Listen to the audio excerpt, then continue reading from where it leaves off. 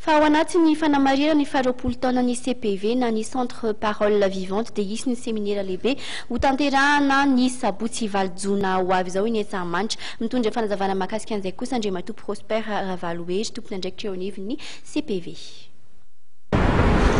Hetsika lehibe zany izy io fitoriteny lehibe ao Antsahamanitra nataontsika ny maraina fitoriteny lehibe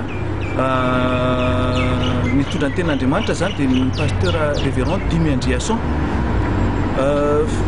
Fotoana lehibe izy io satria séminaire ray lehibe fitahina sy fiazonana azy dia ny amin'ny hariva fiderana lehibe iarahantsika amin'ny CPV Praise, Max Praise, Steny, groupe Zara, groupe Tanjona, Gasy Modera, dia isy mpanakanto iray koa zany sego atao surprise ihany fa be da be no miantso izy alizy dia melikizy koa zany araka amintsika eo hanao hira fiderana manomboka amin'ny 7 ny maraina ny amin'ny ray orana ny hariva dia manasa antsika izay rehetrarehetra atao amin'ny nahita atao amin'ny télé sy nahita amin'ny fandaharany radio fotoana zany hoe rahantsika amin'ny CPV. Ireo izay manana olana, manana problème,